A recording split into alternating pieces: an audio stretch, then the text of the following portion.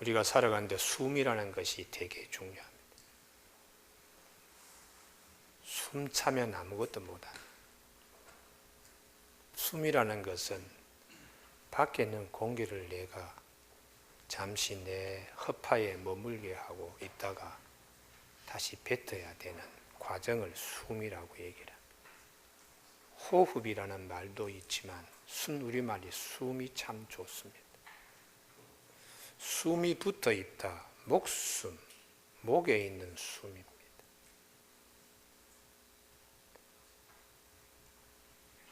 공기가 내 허파에 잠시 머물렀다가 다시 떠나는 것처럼 우리 인생이란 지구에 잠시 머물렀다가 또 떠납니다. 아주 짧은 시간입니다. 이 짧은 시간에 어떻게 살아야 되는가? 내 목숨이 붙어 있는 시간에 어떻게 살아야 되는가? 이 질문도 없고 답도 없는 사람은 짐승과 같이 사는 사람입니다. 질문만 있고 답을 찾지 못하는 사람은 방황하는 사람입니다. 질문도 있지만 답을 확실히 가지고 있는 사람, 사람다운 삶을 살고 있습니다. 우리 온 교우들 3부 예배에 참석한 교우들에게 질문과 동시에 답이 있기를 바랍니다. 예. 오늘 본문 말씀 아주 특이한 말씀인데요. 성경 66권 가운데 오늘 이 역대상에만 나오는 말씀입니다. 다른 데는 2번 다시 나오지 않습니다. 성경 신구약 1189장 가운데 다른 장에는 나오지 않고 딱 역대상 4장에만 나오고 딱 2줄만 나옵니다. 야베스의 기도. 역대상 1장에서 8장까지 수없는 많은 하나님의 사람들 이름이 합격자 발표되듯이 다닥다닥 붙어서 소개되고 있는데 야베스 이 이름을 기록할 때는 역대기를 기록한 이 쓰신 분이 그냥 넘어갈 수 없었어요.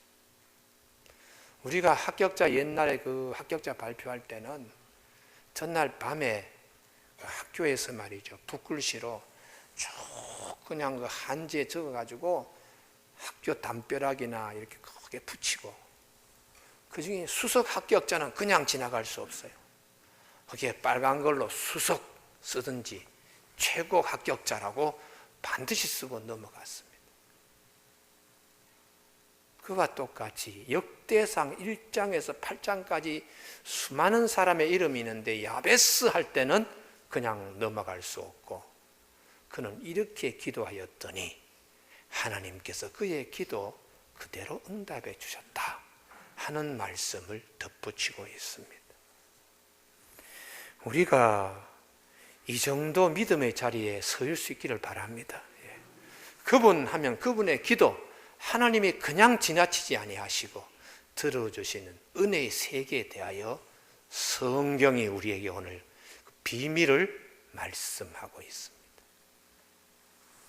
우리가 이 영적 비밀을 알지 못하면 질문만 있고 답이 없이 사는 사람과 같습니다. 기도에 대해서 잠시 이 땅에 우리가 머물러 갈 존재이지만 영원부터 영원까지 계시는 하나님의 사람으로 어떻게 교감하며 교통하며 살 수 있는가 되게 중요하지. 짐승처럼 입으로 먹고 뒤로 배설하는 존재가 아니라 살덩어리들이 그냥 지나다니는 그런 씩씩거리는 그런 살덩어리들이 아니고 정말 영적인 사람, 이 삶이 중요합니다.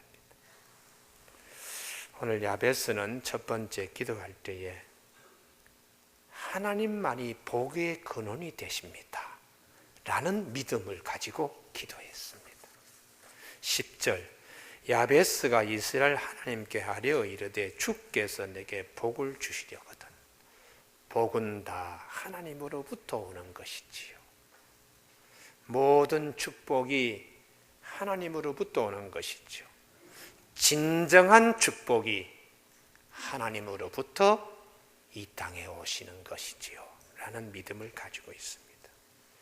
잘못 알면 귀신도 복을 주는데 하고 쏟기 쉬운데, 야베스는 복의 근원은 하나님께 있습니다. 그런 점에서 야베스의 기도가 대단히 중요합니다.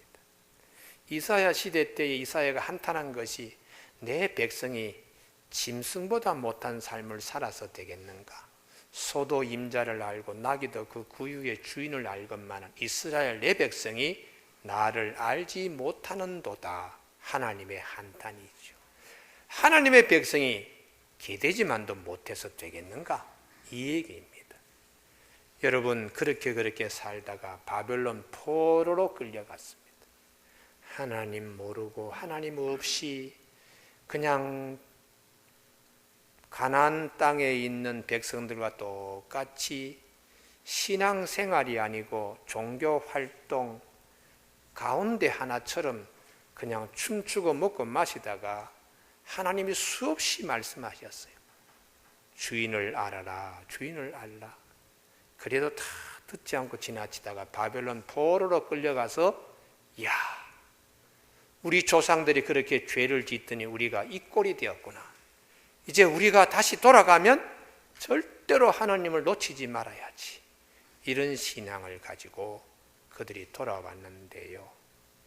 바벨론 포로 한번 망하고 보니까 보는 것이 달라지게 되었습니다. 역대상하는 바벨론 포로가 되어서 돌아와서 쓴 역사기입니다. 그런 점에서 열왕기 상하와 다릅니다. 열왕기 상하는 바벨론 포로 전에 기술한 역사서라면, 역대하는 바벨론 포로 이후에 역사를 다시 재조명하는 겁니다. 한번 망해보니까 무엇이 중요한가 아닌가를 알게 되었다는 거죠. 그래서 우리 후손들은 절대로 우리 조상들과 같은 잘못을 저질러서 안 된다 하고 그들이 베르고 베를 넣어서 다시 쓴 책입니다. 야베스의 기도, 바벨론 포로에서 돌아와 보니까 우리 조상들이 복의 근원을 정말 알지 못하고 살다가 망하고 가나안 족속과 같이 되었다가 망해버렸는데 하나님이 뱉어버리고 말으셨구나. 이제는 우리가 다시 돌아와서 하나님의 눈 안에 있는 존재가 되어야지. 그렇게 결단합니다. 여러분, 그런 점에서 야베스의 기도가 되게 소중해서 역대상에 분명하고도 크고 밝게 기록해 주고 있습니다. 야베스는 그 어머니가 자식을 낳을 때 아이고 힘들어, 아이고 고통스러워, 그 얘기를 노래 부르듯이 했는데 그 얘기를 아들 이름으로 붙여줬어요. 야베스, 고통, 힘들어, 그런 뜻입니다. 그러니까 어머니가 힘들어 죽겠네, 고통스럽네, 그럴 때마다 야베스는 자라나면서 어머니 그렇게 하시더라도 하나님은 축복해 주십니다. 하나님만 바라보면 됩니다. 모든 복은 다 하나님으로부터 옵니다 라고 자란 인물이겠지요. 사랑하는 교우 여러분, 바벨론 포로에서 이스라엘 백성 돌아왔는데 땅은 이스라엘 땅입니다만은 다 새로 시작해야 됩니다. 수십 년 동안 황무지가 되어서 짐승만이 들끓던 그 땅에 돌아왔지만 우물도 다시 파야 되고 집도 다시 세워야 되고 이것저것 정말 현실은 힘들어 죽겠어. 야베스의 어머니와 같이 동족들이 여기저기서 힘들어 그럴 때에 우리 조상 다윗보다 훨씬 이전의 할아버지 야베스의 기도를 우리가 기억해야 된다는 것이죠. 사랑하는 교우 여러분, 요즘 박근혜가 대통령이 되든 문재인이 대통령이 되든 안철수가 대통령이 되든 기대하지 마십시오. 다 힘들어 죽겠다 할 때에 우리는 야베스의 기도와 같이 복은 하나님이 주신다는 믿음을 갖는 진정한 그리스도인이 되기 바랍니다. 이명박 대통령 뭐 그렇게 뽑아봤자 뭐 마찬가지 아닙니까? 사람은 복을 만들지 못합니다. 말장난에 녹아들지 말고 진정한 복은 다 하나님께로부터 온다는 믿음을 갖는 진실한 그리스도인들이 되십시오. 사람 여기저기 따라다니면서 춤추고 따라다니는 배우와 같은 존재들이 아닙니다. 크리스찬은요, 오직 하나님만 바라보는 분명한 신앙관을 가져야 됩니다. 시편 121편 1절에서 내가 산을 향하여 눈을 돌리라 나의 도움이 어디서 올까? 질문이지요. 답이 분명합니다. 나의 도움은 천지를 지으신 여호와에게서로다 하고 질문과 답을 분명히 갖고 있습니다. 로마서 11장 36절에 만물이 다 주에게서부터 나오고 주로 말미암고, 오늘 교우들 가운데 각자 기도했을 것입니다. 하나님으로부터 모든 것이 옵니다 라는 믿음을 가지고 기도하셔야 합니다. 두 번째, 야베스는 넓혀달라고 기도했습니다. 10절, 야베스가 이스라엘 하나님께 아뢰어 이르되 주께서 내게 복을 주시려거든 나의 지경을 넓히시고. 어려우면 사람이 자꾸 위축됩니다. 야, 돌아와서 보니까 좋은 줄 알았는데 땅은 황무지고 언제 샘 파고 언제 집 짓고 언제 도시를 건설하나. 야, 참 힘드네 하고 사람들 마음이 자꾸 위축되는 거예요. 여러분, 이건 하나님이 주시는 마음이 아닙니다.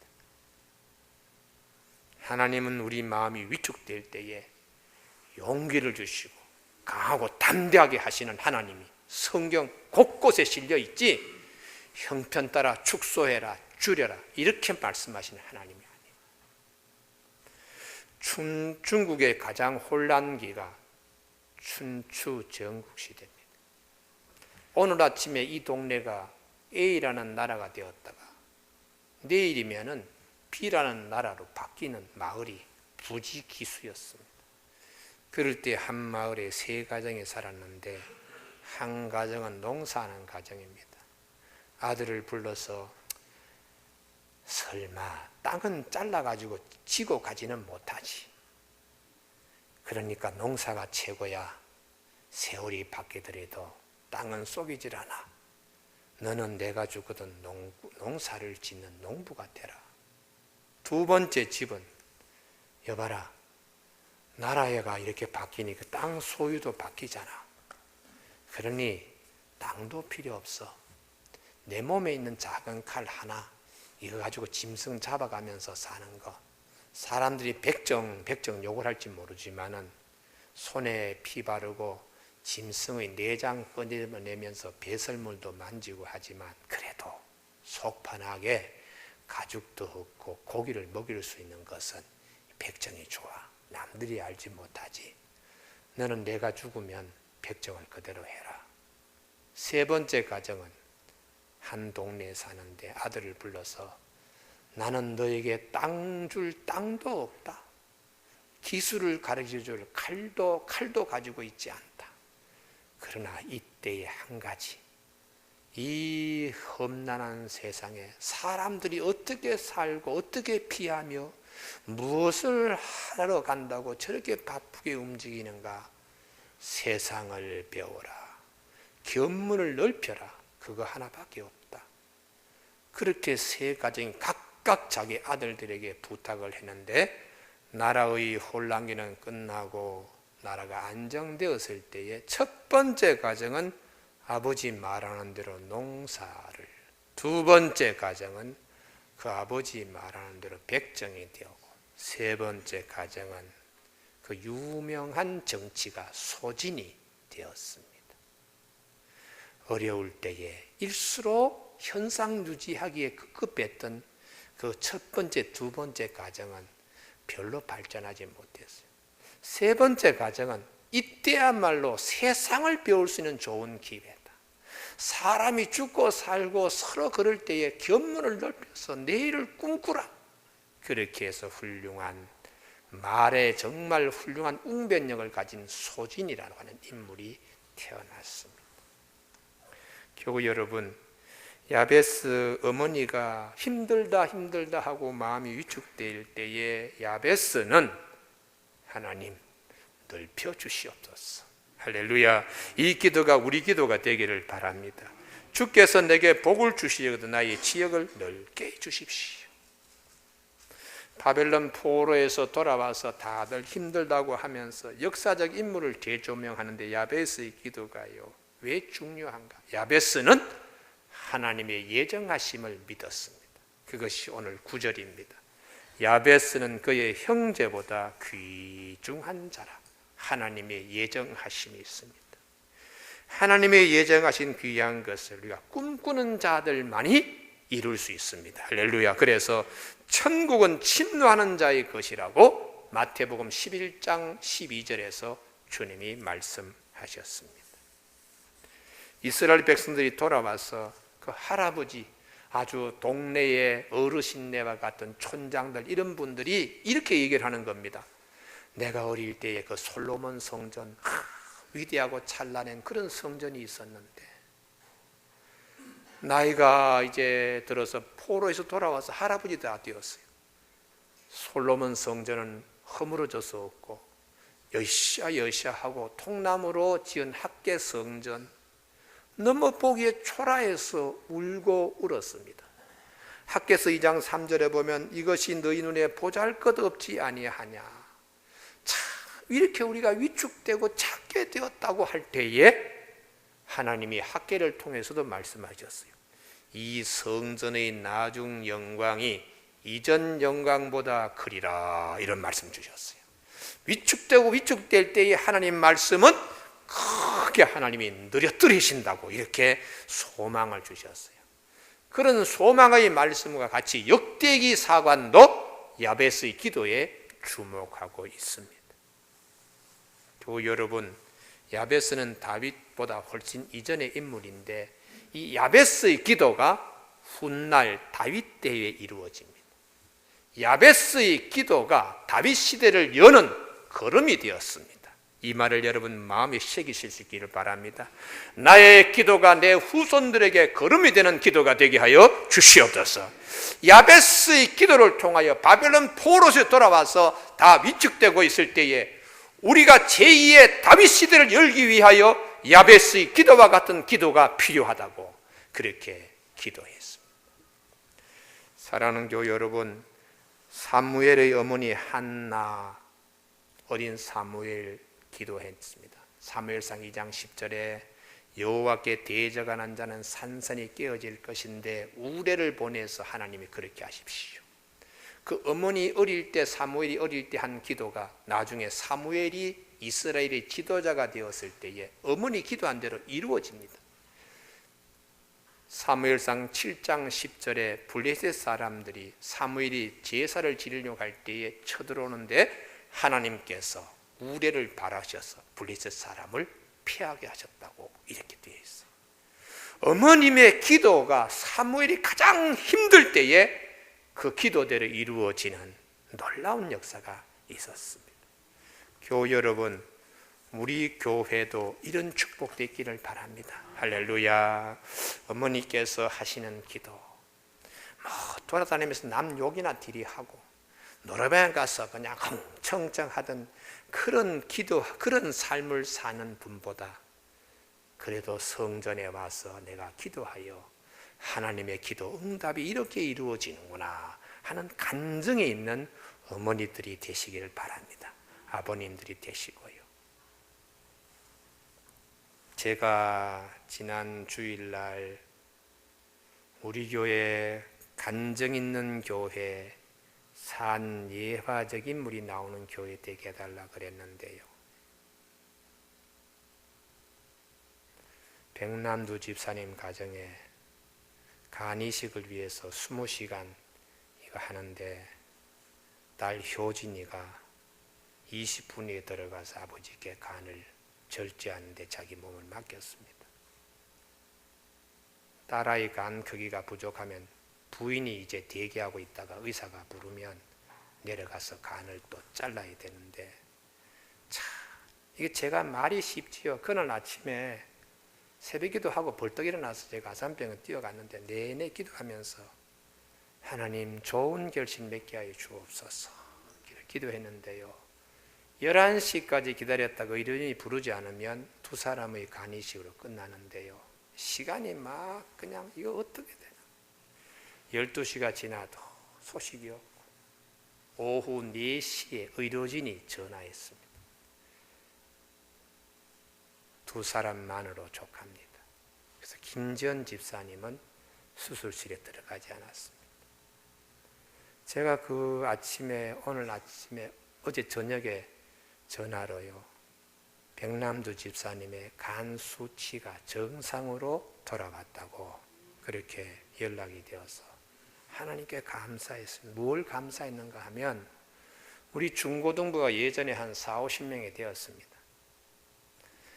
숫자가 많은 것이 중요한 것이 아니라는 사실을 깨달아요. 지금 한 10대 명으로 줄었습니다만 10대 명 가운데서 우리 효진이는 초등학교 1, 2학년 때부터 저희 교회 주일학교에 나가서 이제 고3 수능고사 치르고 미술을 하기 때문에 실기고사를 12월 말에 앞두고 아버지에게 간을 제공했습니다. 효진이 같은 아이가 대한민국에 많지 않습니다. 아들이 아버지에게 간 주지 못하겠다고 하는 가정이 얼마나 많은데요. 지난 주일 제가 얘기했지요. 우리 서울 강남내 유지혜 목사님 노회장을 하시고 아주 성격이 아주 타협 없는 그런 목사님. 삼형제를 불러놓고 다 연세대학 다 다니고 명문대학 다니는 삼형제를 불러놓고 아버지가 간암으로 죽게 되었는데 간 좀 줄 수 없냐. 세 아들이 다 한결같이 안 됩니다 했다는 거예요. 얼마나 목사님이 화가 나는지 싸가지 없는 놈들이라고 나한테 그러면서 당신의 아들들이라는 화를 저한테 막 내시다가 지난해 돌아가셨습니다. 내가 유지혜 목사님 참 존경하는 목사님입니다. 불의하고 타협하지 않는 목사님입니다. 큰 교회 꿈꾸지 않고 정의롭게 목회하시던 분입니다. 그런데 그 목사님이 그랬다 하는 얘기 듣고서 효진이 그 이름도 효도할 효자에 다할 진짜 하나님 앞에 감사했습니다. 수많은 학생들이 있는 교회보다 10대 명 중고등부가 있어도 제대로 된 아이, 예화적 인물이 있는 교회 중고등부 얼마나 자랑스러운지 모르겠습니다. 여러분, 우리 한국교회에 기도하는 일들 하나님이 반드시 이루어 주십니다. 반드시 이루어 주시고 그토록 예화적 인물이 많이 나오는 교회가 되게 해달라 그랬는데요. 얼마나 감사가 아름다운 일인지 모르겠습니다. 사랑하는 교회 여러분, 다윗의 시대에 그 큰 복이 그냥 온 게 아닙니다. 조상 때 야베스가 기도한 기도가 다윗 때 이루어지는 거예요. 오늘 우리 산부예배 참석한 교우들 그냥 신앙생활 하지 마시기 바랍니다. 예수를 믿으려면 확실하게 잘 믿는 예수쟁이가 되십시오. 그리고 야베스와 같이 복은 하나님이 주시는 것이고 내가 위축될 필요 없다. 하나님이 넓게 해주실 것이다. 내 때에 안 되면 내 다음 때라도 해주실 줄로 믿습니다. 이런 기독군이 되어야 되지요. 주님이 예레미야 33장 3절 너는 내게 부르짖으라 내가 내게 응답하겠고 네가 알지 못하고 크고 비밀한 일들을 보이리라 이렇게 말씀하신 하나님은 로마서 8장 32절 자기 아들을 아끼지 아니하시고 우리 모든 사람을 위하여 내어주시니가 어찌 그 아들과 함께 모든 것을 주시지 않겠느냐 이렇게 말씀하십니다. 세 번째의 야베스는 근심 없게 해달라고 기도했습니다. 10절 하반절에 주의 손으로 나를 도우사 나로 환난을 벗어나 근심이 없게 하옵소서 하였더니 하나님이 그가 구하는 것을 허락하셨더라. 살펴보면 본문에 지금도 환난 가운데 있습니다. 야베스가 하나님께 근심이 떠나게 해달라고 마음의 평화, 평강의 복을 간구했습니다. 아주 영적 기도지요. 하나님, 내 마음만 편하면 되겠습니다. 그것으로 만족하겠습니다. 다른 것 구하지 않고 마음의 평화를 기도했습니다. 하나님만 바라봅니다. 하나님 마음의 평화 주옵소서. 얼마나 영적 기도입니까? 예수님께서 오셔서도 우리에게 이 평화의 기도를 하도록 많이 말씀하셨어요. 너희는 마음에 근심하지 말라. 하나님을 믿으니 또 나를 믿으라. 평안을 너희에게 끼치노니 곧 나의 평안을 너희에게 주노라.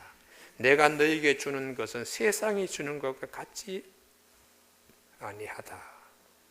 세상은 권력을 가지고 있어야 좀 평화롭게, 물질을 갖고 있어야지 염려 없게, 또 명예를 갖고 있어야지 그래도 이렇게 다 거기에 거는데, 주님은 하나님만 바라보고 주님만 바라보더라도 평화가 온다고 이렇게 가르쳐주고 있습니다. 수고하고 무거운 짐진 자들아 다 내게로 오라. 내가 너희를 쉬게 하리라. 마음이 힘들고 고통스러울 때에 주님을 쳐다보면 마음에 평강이 온다는 것이죠. 할렐루야. 이게 아주 신비입니다. 신비. 오늘 있다가 내일 아궁이에 던져지는 들풀도 하나님이 이렇게 입히시거든. 하물며 너희일까 보냐. 믿음이 적은 자들아, 그러므로 염려하여 이르기를 무엇을 먹을까, 무엇을 마실까, 무엇을 입을까 하지 말라. 이는 다 이방인들이 구하는 것이라. 너희 하늘 아버지께서 이 모든 것이 너희에게 있어야 할 줄을 아시느냐. 그런즉 너희는 먼저 그의 나라와 그의 의를 구하라. 이 부분이 쉬우면서도 어렵습니다. 그리하면 이 모든 것을 너희에게 더하시리라. 평화는 어떻게 해야지 찾아오는가?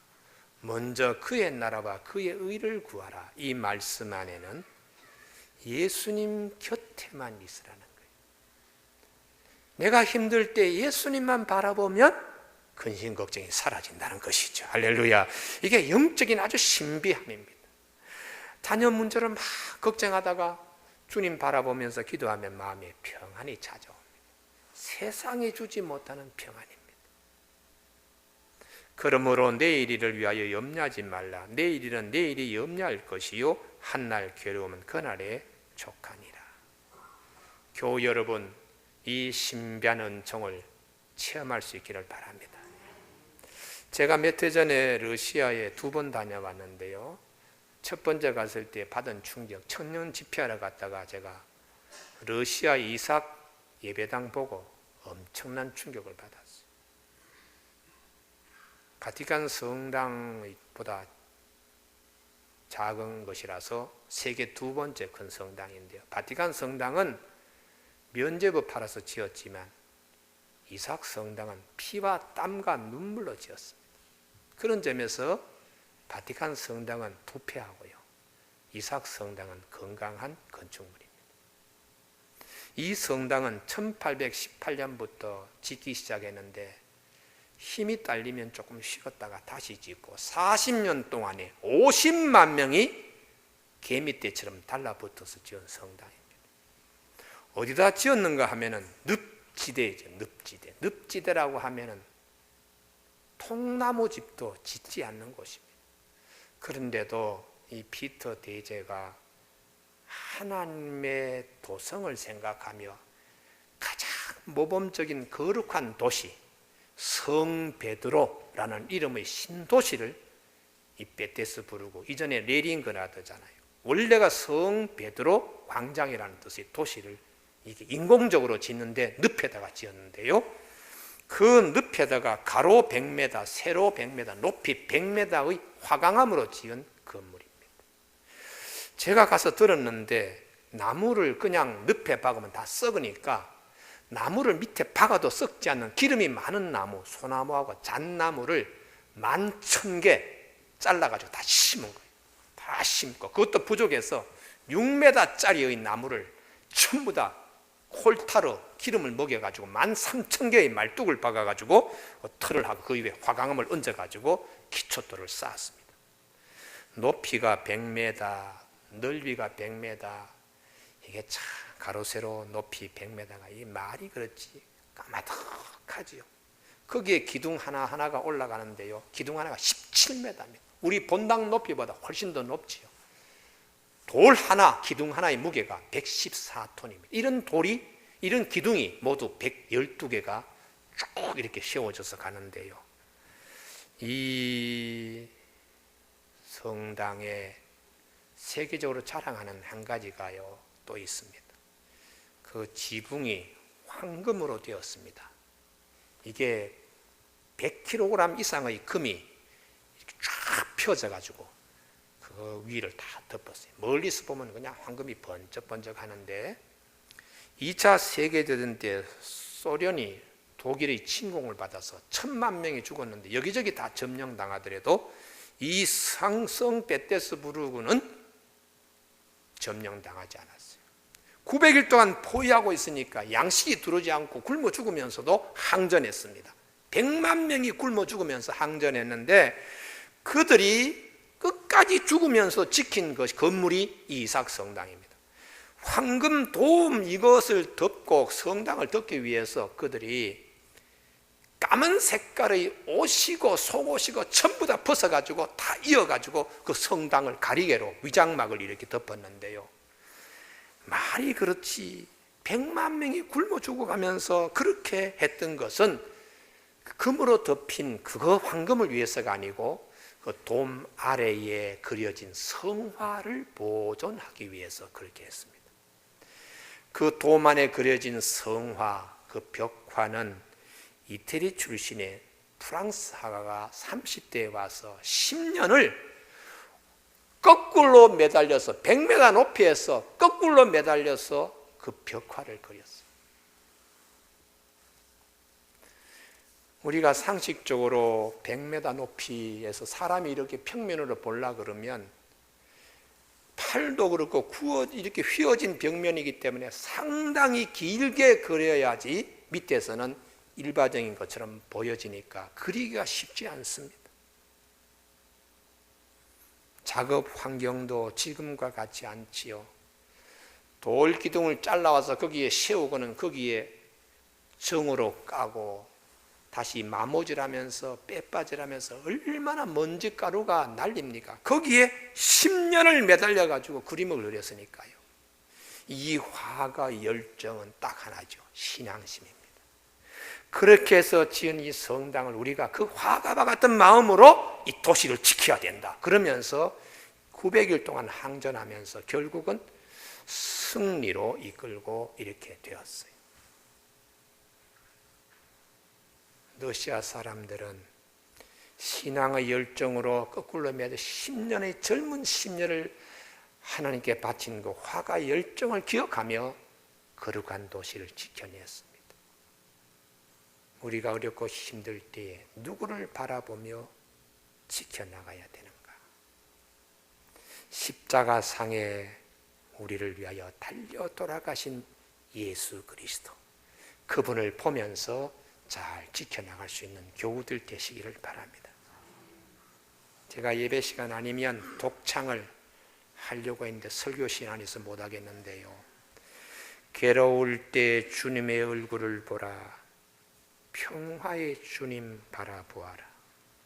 세상에서 시달린 친구들아, 위로의 주님 바라보아라.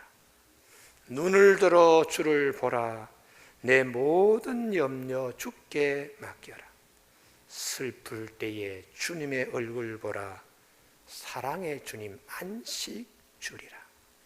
힘이 없고 내 마음 연약할 때 능력의 주님 바라보아라. 주의 이름 부르는 모든 자는 힘 주시고 늘 지켜주시리. 눈을 들어 주를 보라, 내 모든 염려 주께 맡겨라. 슬플 때에 주님의 얼굴 보라, 사랑의 주님 안식 주리라. 역대기를 기록할 당시에 바벨론 포로가 되었다가 돌아온 그들에게 집단적인 억눌림이 있었습니다. 야, 우리가 다시 망하면 어떻게 하고 또 다시 찢겨서 가면 어떻게 하나. 그런 집단적인 억눌림 가운데 역대기 기자는 다윗보다 훨씬 이전에 할아버지 야베스의 기도를 우리가 기억하는 자 되어야 합니다. 야베스는 환난, 근심, 걱정에서 벗어나게 하나님께 기도했습니다. 그래서 하나님께서 다윗 시대를 열어주신 것처럼 오늘 우리가 제2의 다윗 시대를 꿈꾸면서 야베스와 같이 제2의 야베스와 같이 기도해야 됩니다 라고 했던 본문입니다. 우리는 이 본문 이외에도 후기 예언자들 가운데에 스바냐 3장 17절 너희 하나님 여호와가 너희 가운데 계시니 그는 구원을 베푸실 전능자시라. 그가 너로 말미암아 기쁨을 이기지 못하시며 너를 잠잠히 사랑하시며 너로 말미암아 즐거이 부르며 기뻐하시리라 하리라. 이렇게 말씀하셨습니다. 주변 사방을 돌아 다 힘들다고 하는 이때에 우리는 야베스의 기도와 같이 내일을 꿈꾸는 자들이 되기를 주님의 이름으로 축복합니다. 기도하시겠습니다.